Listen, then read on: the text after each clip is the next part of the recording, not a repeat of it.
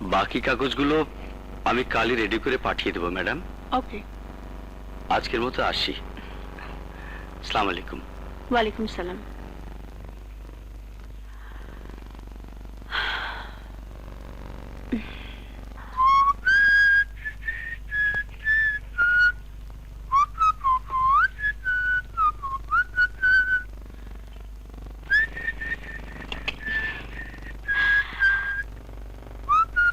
High শিমুল। খুব happy মুডে আছো মনে হচ্ছে। খুশির কারণটা কি জানতে পারি? অনেকদিন পর হঠাৎ কেউ যদি মনের মানুষের খবর পায় তাহলে তো খুশি হবেই। মনের মানুষ?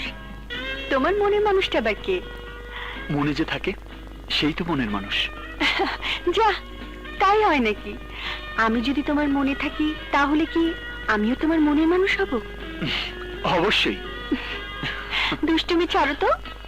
এটা রাখো, আমার ফার্মের পক্ষ থেকে তোমার জন্য গিফট। এত টাকার চেক? এত টাকা তুমি আমাকে দেবে কেন? তুমি আমাদের সাথে জয়েন করার পর থেকে আমার ফার্ম গত 2 মাসে 30 কোটি টাকা প্রফিট করেছে। এই টাকা তোমার সেই প্রফিটের অংশ। তাই বলে এত টাকা কি কেউ কাউকে দেয়? তুমি তো আমার পণ্য, আমার মায়ের পরে তুমি আমার সবচেয়ে কাছের মানুষ। তাই আমি প্রফিটটা তোমার সাথে শেয়ার করতে চাই। তুমি যদি না নাও তাহলে আমি কষ্ট পাবো। প্লিজ শিমুল। আহাব, এত টাকা দিয়ে আমি কি করব? বিজনেস করবে, প্রয়োজনে আরেকটা ফার্ম খুলবে, আমি সব ব্যবস্থা করে দেব। তুমি আমার জীবনের চাকা ঘুরিয়ে দিলে সাথী। নিতাইগঞ্জের শিমুলকে তুমি শহরের বুকে প্রতিষ্ঠিত করেছ, আর আজ বিত্তবান করে দিলে। বিনিময়ে আমি তোমার জন্য কি করতে পারি বলো? যা করতে বলবো তাই করবে? হ্যাঁ, তাই করব। তুমি শুধু বলো। আমাকে? হ্যাঁ, তোমাকে।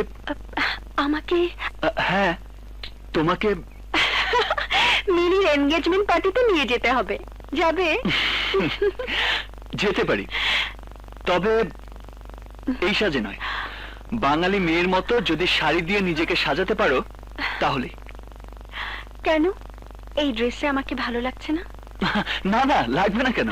লাগে, কিন্তু শাড়ি ছাড়া কোনো বাঙালি মেয়েকে সম্পূর্ণ মনে হয় না।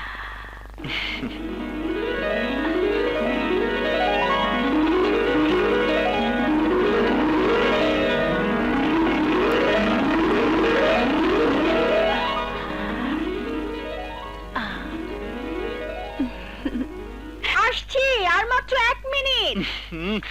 গত 1 ঘন্টা ধরেই তো 1 মিনিটের কথা শুনছি। আরে বাপ, তাড়াতাড়ি এসো।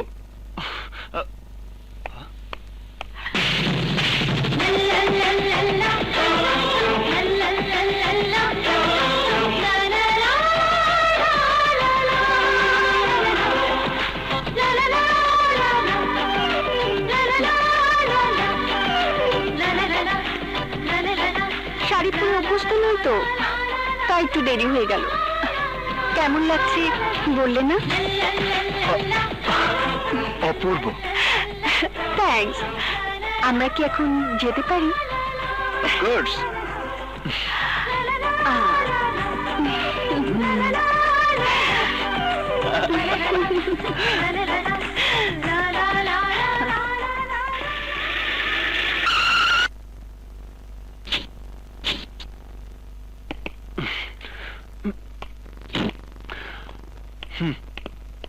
মিলি, এসেছিস তাহলে? কি রে, এত দেরি হলো যে? বুঝেছি, শাড়ি পরতে সময় লেগেছে। একদম কারেক্ট। কিন্তু যে তোকে শাড়ি পরালো সে কি উনি? হ্যাঁ, শিমুল ও মিলি। আর মিলি এই সেই শিমুল। হ্যালো। আসসালামু আলাইকুম।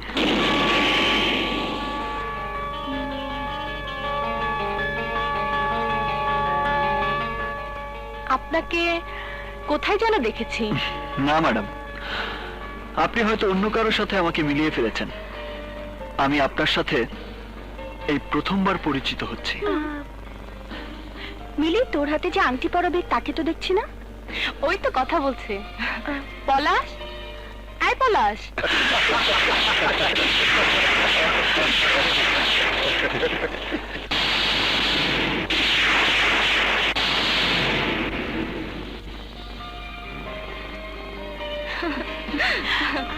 ও সাথী, আমার বান্ধবী, শহরের কোটিপতিদের একজন। আর উনি মিস্টার শিমুল, সাথীর বিজনেস পার্টনার। আর সাথী, this is my choice. Hello. Hello. এনগেজমেন্টে আপনার বাবা মা আসেননি?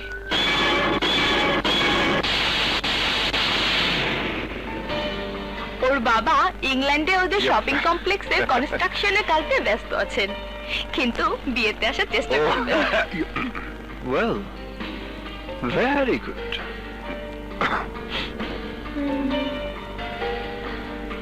পলাশ, উনাকে দেখে আমার খুব চেনা চেনা মনে হচ্ছে। উনাকে কোথায় দেখেছি বলতে পারো? মনে করার বৃথা চেষ্টা করে কি লাভ মিস মিলি? জীবনের জোয়ার ভাটায় অনেক আপন পর হয়ে যায়, আর অনেক পর হয়ে যায় সারা জীবনের জন্য আপন। মিলি, পলাশ, এদিকে এসো। এসো। আর সাথে লেডিজ অ্যান্ড জেন্টলম্যান, আজ আমি আমার মেয়ে মিলির সাথে লন্ডন নিবাসী বিখ্যাত ব্যবসায়ী রমেশ হাসানের ছেলে পলাশ হাসানের এনগেজমেন্ট ঘোষণা করছি।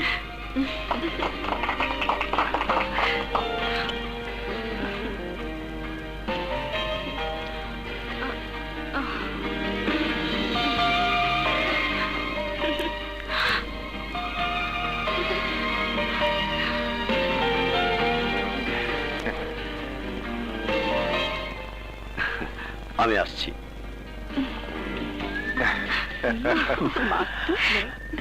Cheater, fraud.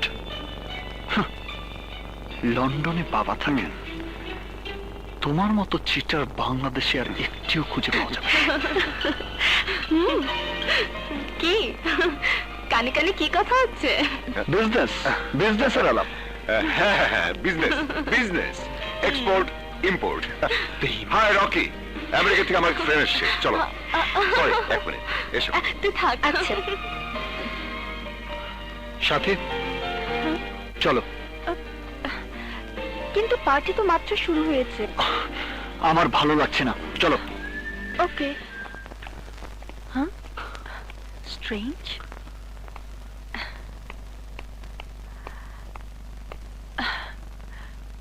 কি ব্যাপার, এখানে ঘাপটি মেরে বসে পড়লে কেন? ড্রেস টেস চেঞ্জ করো, ফ্রেশ হও। পরে হব, একটু বসি। কি হয়েছে তোমার, আমাকে বলবে না? আমার কিছু হয়নি। আচ্ছা, সত্যি করে একটা কথা বলবে? বলো। আজ পার্টিতে তোমাকে আর পলাশকে দেখে মনে হলো তোমরা দুজন দুজনকে চেনো। ঠিকই ধরেছ সাথী, পলাশ আমার বড় ভাই। হ্যাঁ, বড় ভাই? আপন বড় ভাই? হ্যাঁ। ভাই হয়ে নিজের ভাইকে এভাবে অ্যাভয়েড করার কারণ কি? শুনতে চাও? তবে শোনো, আজ তোমাকে আমার আর কোনো কিছু বলতেই আপত্তি নেই।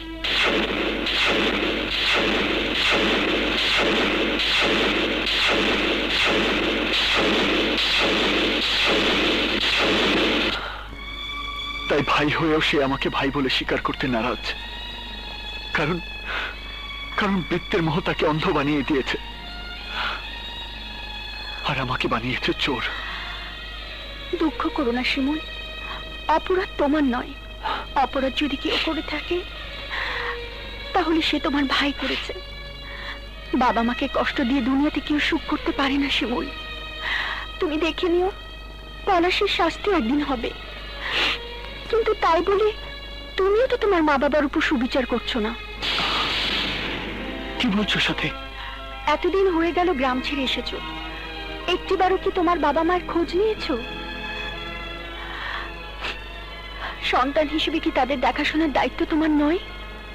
কিন্তু কিন্তু তা কি করে সম্ভব?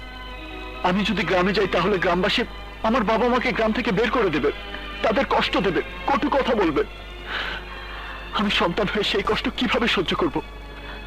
কিভাবে আমি ফিরে যাব সেই গ্রামে? তুমি কিচ্ছু ভেবো না, আমি কালই তোমার গ্রামে গিয়ে তোমার বাবা মাকে আমার সাথে নিয়ে আসবো।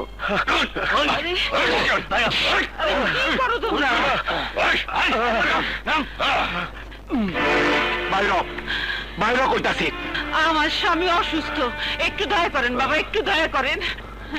আমার বাপের কথায় তগরে অনেক দয়া করছি, আর করুম না। বাইর তোর পুরো লগে যখন আমার বোনের বিয়াই হইব না, তখন তগলগে এত পিরিতির আমার কি দরকার? বাইর। বাবা, আমারে আর কিছুদিন সময় দেন, আপনাকে সব টাকা আমি শোধ করে দেবো। আল্লাহর দোহাই লাগে, আমাকে এই ভিতর থেকে বাইরে করে দিয়েন না বাবা। আমি আপনার পায়ে আর দিবি না। শোন, এই বাড়ির ত্রিসীমানা থেকে বাইর হইয়া তারপর আল্লাহরে ডাক। যে টাকা তোর কাছে পাওনা আছি, সেই টাকা ছাড়া যদি আবার এই বাড়িতে পা দেস, তাইলে তোকে ভিতরে তোকে আমি কবর কিনু। বাইর বাইর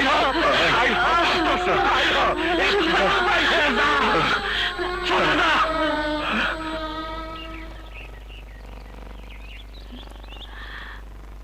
খালাম্মা, খালুজান, খালাম্মা, আপনারা কোথায় যাচ্ছেন?